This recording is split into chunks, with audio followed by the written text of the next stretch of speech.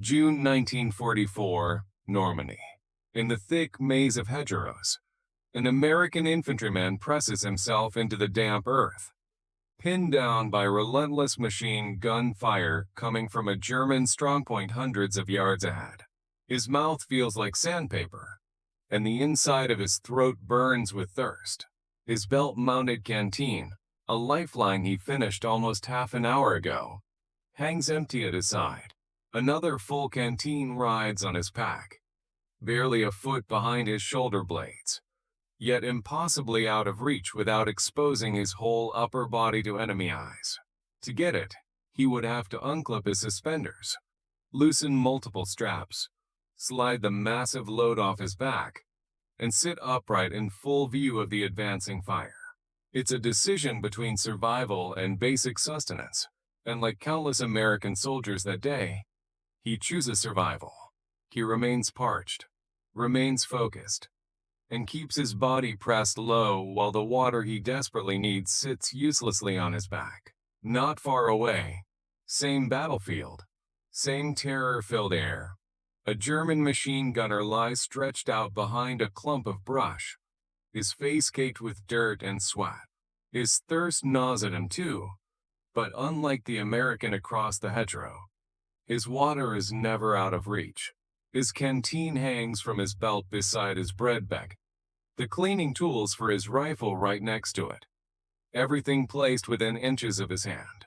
Without lifting his head or shifting his shoulders, he simply snakes his arm downward, detaches the canteen clip, lifts it to his lips, drinks, and clips it back into place, all while keeping his eyes fixed on the field.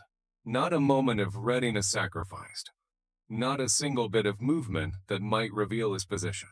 Same war. Same desperate need for simple essentials. Yet two soldiers live entirely different realities. One man has to abandon combat posture to reach his equipment. The other accesses everything while remaining fully operational. And that contrast, contrary to what many would assume, was not determined by bravery, experience, or even weapons. It was determined by something far simpler, something deceptively small: accessibility.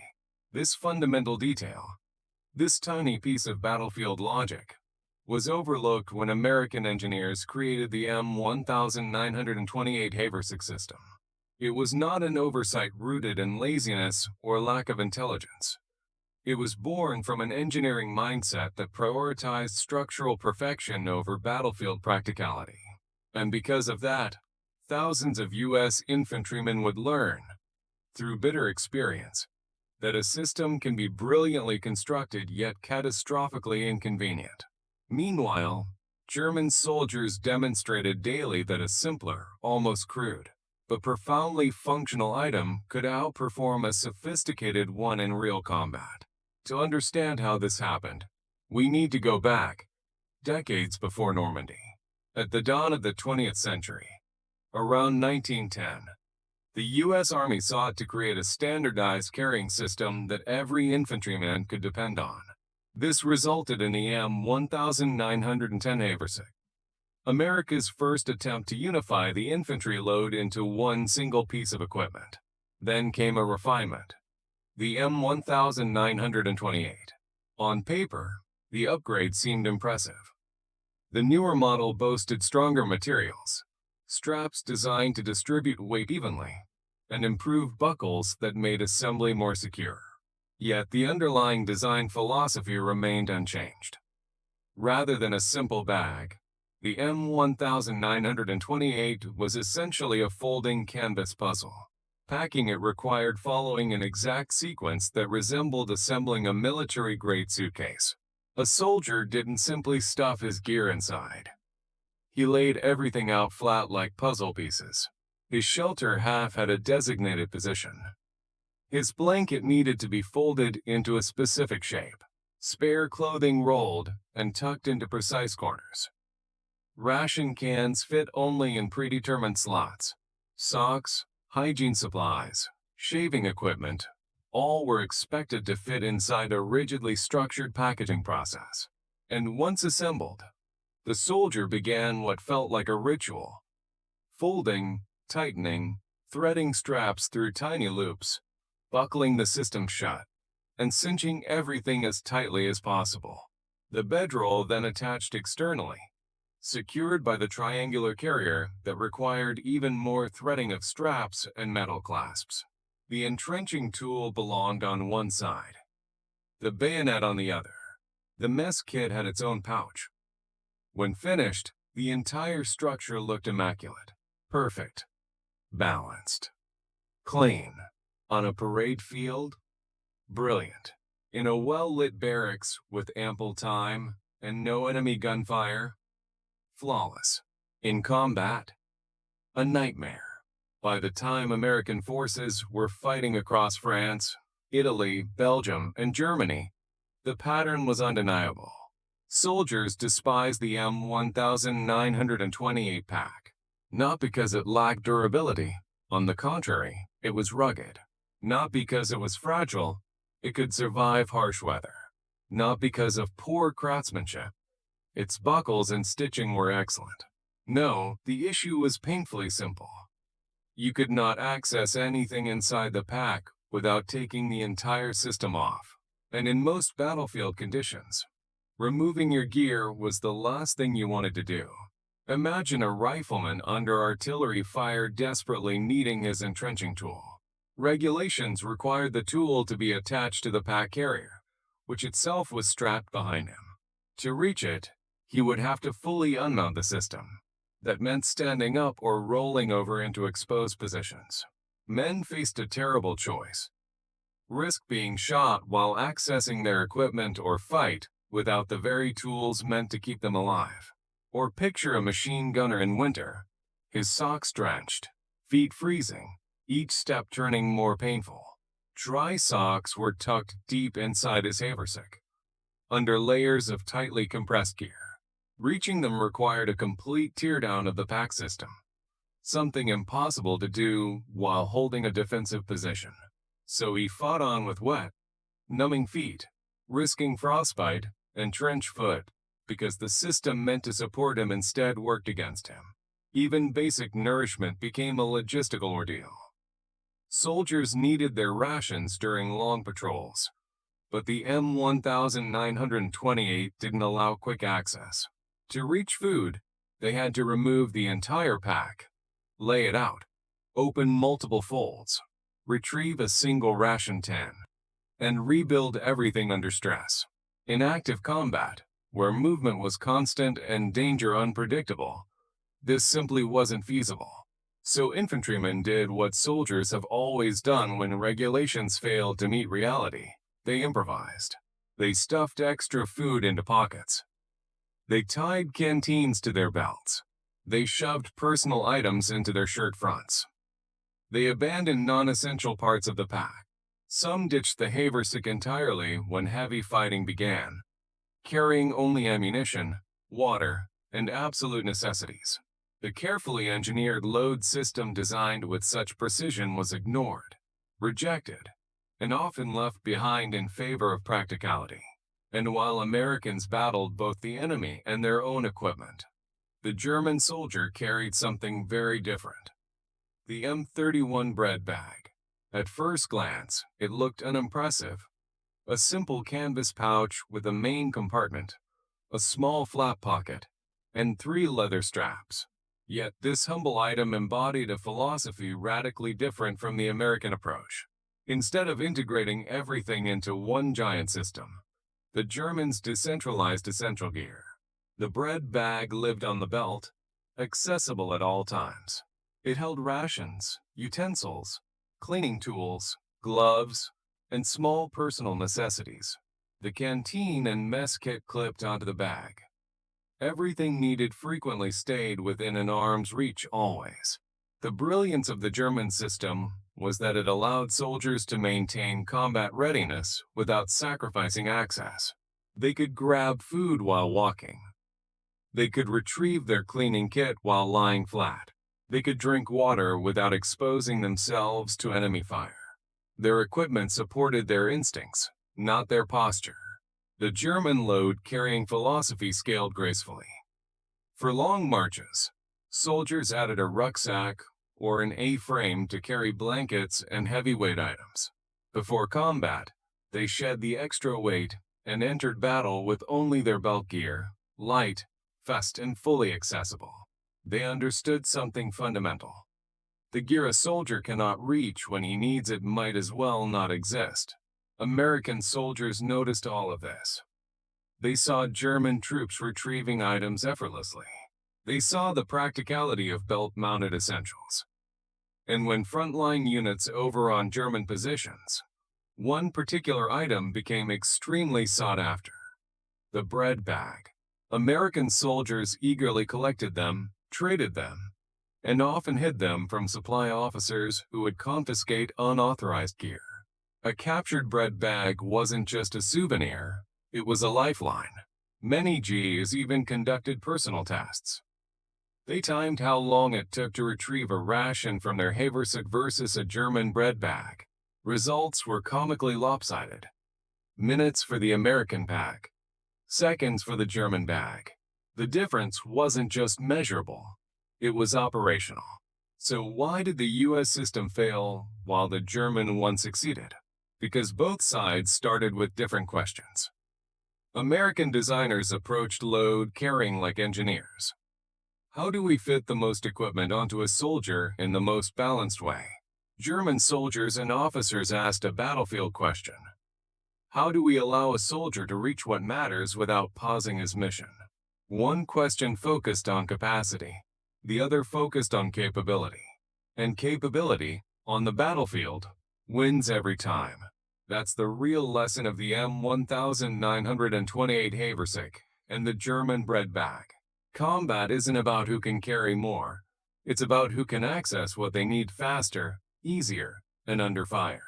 In war, the ability to reach your equipment in the exact moment you need it outweighs any advantage gained from hauling an impressive amount of gear.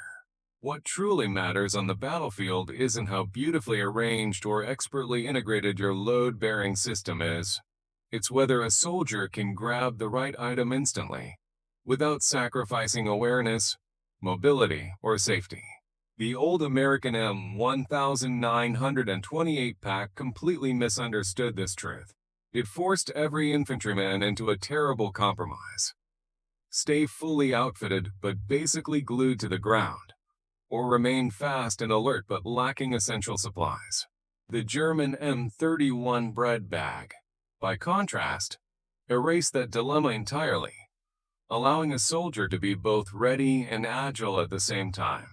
And the consequences of these two philosophies didn't show up in dramatic turning points or famous last stands. They appeared as a slow accumulation of tiny disadvantages, each one shaving off a little of the American soldier's efficiency. Whenever a US rifleman couldn't reach his cleaning tools under fire, his rifle gained a slightly higher chance of jamming. Whenever a machine gunner couldn't swap soaked socks for dry ones, his discomfort deepened, feet swelling, skin softening, numbness creeping in hour by hour. Whenever a GI skipped eating because accessing rations required removing his entire pack, his strength dipped just enough to matter. None of these moments decided battles by themselves, but multiplied across millions of small incidents over years of war.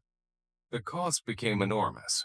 Imagine two soldiers in the Hürtgen forest, both freezing, both starving, both worn to the bone. The American needs a quick meal. He must locate cover, unclip his suspenders, peel off his pack, undo several straps, open the tightly folded contents, dig out a ration tin, eat, fold everything again, rebuckle every strap, and heave the pack back on. A ritual that steals 5 minutes at minimum, 5 minutes with eyes off the tree line, 5 minutes exposed to danger. Now picture his German counterpart. Hungry, he simply reaches to his waist, pops open the flap of his bread bag, pulls out a piece of bread and sausage, closes the flap, and eats while keeping his weapon and field of vision fully engaged. 30 seconds. He never loses situational awareness. When you multiply the gap across every meal, every small tool, every time a soldier needs something, the scale of the oversight becomes obvious. American designers didn't misjudge materials. They misjudged combat itself. They failed to understand that a soldier must fight, move, and access gear in one continuous flow. The moment a soldier must stop to manage his pack, he is no longer an effective fighter. And the most frustrating part is that the warning signs existed long before the first M-1928 Haversack ever reached a frontline unit. American intelligence officers had examined German load-bearing gear extensively. They had cataloged bread bags, photographed them from every angle, and noted exactly how German troops kept immediate supplies on their belts rather than buried under layers of canvas. Yet U.S. designers dismissed the simplicity of the German system as primitive engineering. They were convinced they could create something more refined, more mathematically balanced, more technically impressive, and they succeeded. The M-1928 was indeed a marvelous piece of structured engineering compared to the plain German bread bag. It was also, in practical battlefield terms, dramatically less useful. In war, complexity is not synonymous with superiority, and innovation does not automatically translate to improvement. Sometimes, arguably most times in combat, the straightforward solution is the right one, not because it looks crude, but because it actually fixes the real problem. And the real problem wasn't maximizing how much a soldier could haul. It was ensuring he could grab what he needed without exposing himself to danger. After the war, the truth eventually sank in. Slowly, the U.S. military began moving toward modular, accessible designs, the M-1944 pack, then the M-1945 system, later the Alice gear, the Mall architecture, and finally the modern plate carrier setups. All of these systems began embracing the principle Germany had mastered in the 1930s. Keep mission-critical items on the soldier, right where hands naturally reach, no unpacking required. Today's infantry wear vests lined with magazine pouches, medical kits, grenades, radios, and utility compartments, gear placed exactly where a soldier can access it under stress, at speed, in motion. The rucksack carries only what isn't urgently needed, gear meant for movement between fights, not during them. German troops understood this nearly a century ago. The M-1928, however, remains a symbol of the danger in designing equipment for theoretical efficiency instead of real-world survival. It stands as a reminder of the importance of understanding what users, soldiers, actually face before deciding how their gear should function. American engineers were trying to answer the question, how can we create a beautifully unified carrying system? German soldiers, forged by brutal conditions, answered the far more crucial question. How can a man reach what he needs while still fighting for his life? That difference in perspective produced entirely different outcomes. German gear evolved not from boardrooms, but from foxholes, from nights in frozen outposts, from desperate moments when reaching a tool quickly meant survival. And American troops recognized the difference immediately. They saw Germans eat while firing. They watched them access tools effortlessly. They traded anything they had, cigarettes, chocolate, coffee, for captured bread bags, because those simple pouches solved problems American equipment created. American soldiers understood instantly what their engineers had overlooked. The best gear is gear you never have to think about. Equipment should not demand your time or your attention. It should never force you to choose between being ready and being alive. The M-31 bread bag embodied that philosophy flawlessly. The M-1928 Haversack did not. One system faded into the background. The other became an obstacle. In combat, that's not a trivial difference. It's life and death. The Germans grasped it. The Americans learned it painfully. And the lesson remains as true today as it was then. The smallest overlooked detail can decide whether equipment empowers a soldier or burdens him. For the M-1928, that detail was simple accessibility, the ability to reach gear instantly, without shedding crucial protection or exposing oneself to danger. America attempted to surpass German field gear with engineering sophistication, and while they succeeded in complexity, they failed in the only measure that mattered: whether a soldier could use his gear in the middle of a fight. In war, the most important innovation isn't the system that carries the most. It's the system that a soldier can use without stopping being a soldier. And that's the difference Germany understood long before anyone else.